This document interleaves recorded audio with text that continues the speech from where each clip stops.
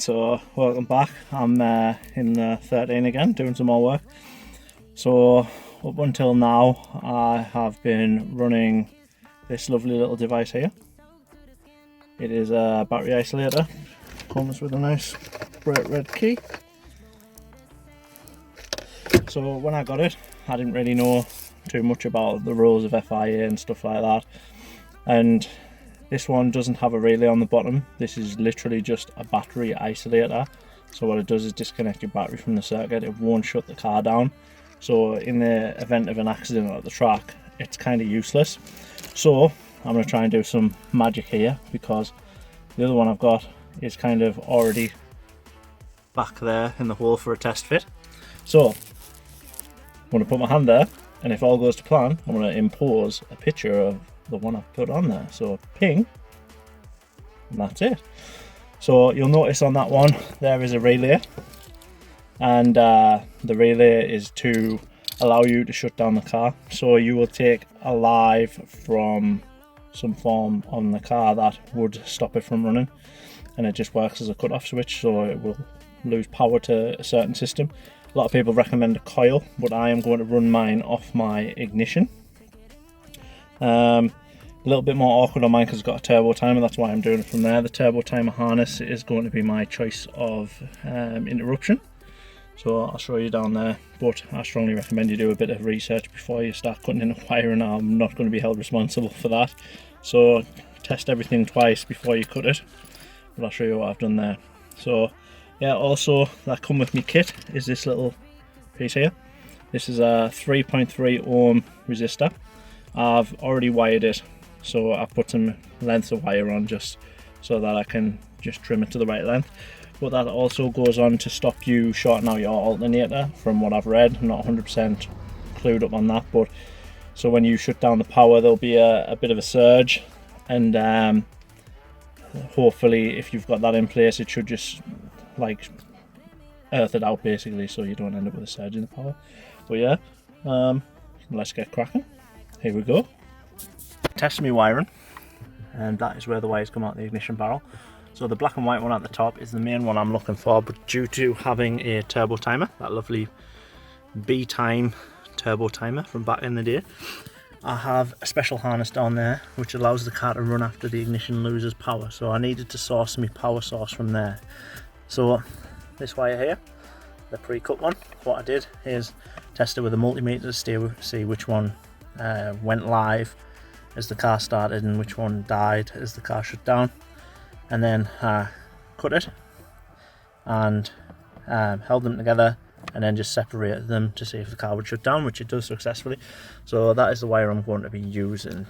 So I'm just going to connect up a few little connectors to it. I'm not going to record us connecting them, because I mean, you all know how to use a crimp tool, or if you don't, just do a little YouTube and it should show you. Here we go. And we're stuck in a la-la land. The tides will turn without us, and I'll be killing time like I might be a cartoon. Take it in real life like haiku. I know we got the good vibes. You'll notice is when I've connected these up here for the ignition side of things, I've done it so got a male and a female. So if I ever want to take the battery isolator out of the circuit, all I have to do is basically just, where's that one there, just unplug that one, unplug the one from that side, and then I can reconnect them, and the car should work perfectly fine as normal. So you won't need an isolator. So just pre-planning for the future, hopefully, to give us the option. I'm going to get some fabric tape and tape around them, just so they're nice and secure and everything, but give them a good pull test and everything seems good. So on to the next bit.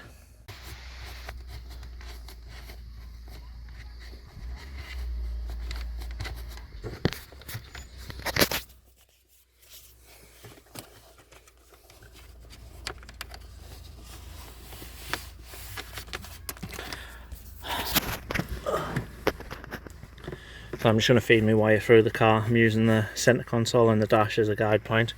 I'm going to be running it alongside behind this panel all the way through, following it along. It should come out of the carpet just back here, and then up and onto the isolator just there. So yeah, it's going well. Ugh. I'm going to put the camera down while I feed through though. Right, so we're at our lovely relay again to a second. I'm going to try and flip the chair forward so I can actually see what I'm doing. Marvellous. Oh, that sounded a bit drastic. So I've got the, that nearly went south, the wire ran all the way through the car. So that there, I've taped it nicely. So what I'm going to do is I'm going to work out which side of the relay to connect it to, because one of the sides of the relay opens when it's in the on position, one side is closed when it's in the on position. So we need it to be closed whilst in the on position so that it has a flow of electricity through it, or current, and that will be for our ignition one. The one that is broken during the on position is our resistor. So what I've done is I've got my multimeter, see, my lovely budget edition, and I am going to probe it and see which one has continuity and which one doesn't. So as you can see there, nothing, and that is in the on position, and that one does. So in the on position, the side of the relay that is numbered, can I see, 2, is the one for our ignition. Now these come with instructions, but I always recommend you check just to make sure you've got the right side, because you do not want to set your car on fire. That is not what we're aiming for. So I need to connect that to one side of the 2. Easier said than done when you've got one hand. Let's see if I can rest that one up for a second.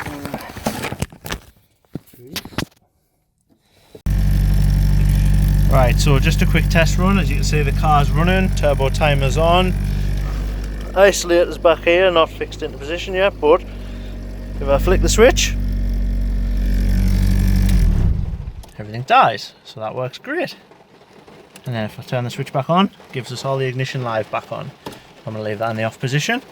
So that's the first test done, just to sort out the earth now, and it's ready to bolt everything back up, and need to tidy the wiring up, because as you can see, a lot of spaghetti going on down there. So also make it look boxes a little bit on the loose side now. I've actually put some, I don't know if you can see it there, braiding to protect the wires where it goes under the carpets and stuff, just as a extra feature. Never hurts to be double secure, but very happy with the progress so far. So here we go, next bit. We're all sorted now. So spade connector, that goes on to the isolator, and then I have a ring terminal connector, so that's going to go somewhere to an earth. Now I've had a look around, I can't really see any earths that I like the look of, so I'm thinking I'm going to make my own earth just down on here, nice and neat, easy to get to, and yeah, I'm going to use a riv nut to do it, so it should be nice and easy. So I'm just going to connect that up. Here we go. Right, so I'm back in the car ready to work on it. The camera's got some like weird lines and stuff on it now because I've just dropped my phone and smashed the screen, so yeah, having a bit of a disaster of a day. But anyway, we'll get on with the car. Finally got the connectors I've been waiting for because of COVID-19 and all this crap. I've been waiting ages for them, so I just need to connect them all up now and then give it a tidy up inside so all the wires are nice and neat, and then give it a test, make sure everything works. So let's get on with it. Here we go.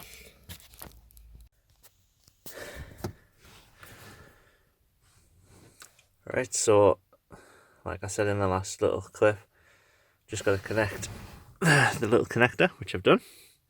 Ding ding. That goes between there and I'm not doing a very good job there recording.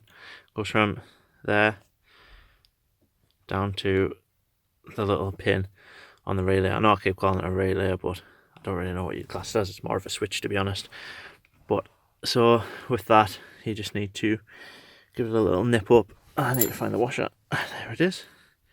It's got spring washers on it, so it doesn't vibrate loose, because this car vibrates like mad when it's running because it's a solid engine mounts. I'm not going to tighten that all the way up yet, because I want to get it onto the spade connector first, and the least amount of resistance possible will make it easier.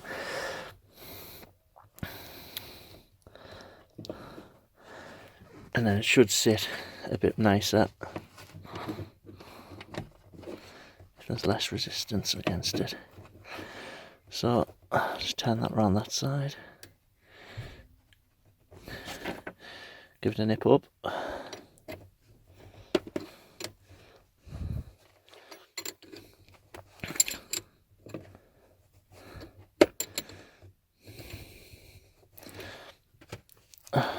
So that can now go back into its designated slot. Back up into there. I haven't got the bolts for it.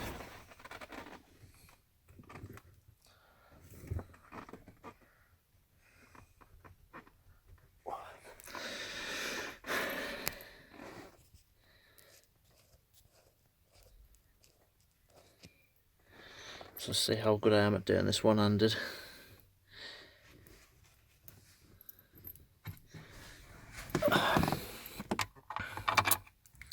So I'm just going to put the one bolt in for now, just to keep it in position.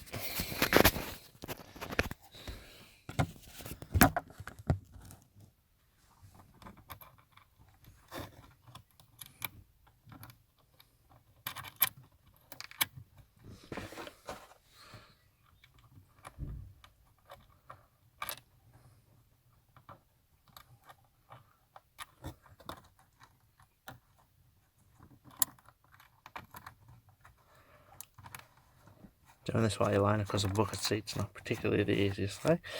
So you're probably thinking, why has it got butter fingers? But yeah, it's just because I'm kind of randomly, awkwardly squished through the car to get to it. There's a combination of a fixed bucket seat, roll cage, and a load of tat that I just hoard in my car in case of an emergency, like 1,000,001 odd size bolts. But anyway, that's it back in place. That's the wires at the minute. Still got this wire here to make an earth. Like I said earlier, I'm going to make it over here, so it's nice and easy to access, so just behind the carpet somewhere. Just a nice quick drill hole and then a riv nut. Jobs are good. So here we go, next bit.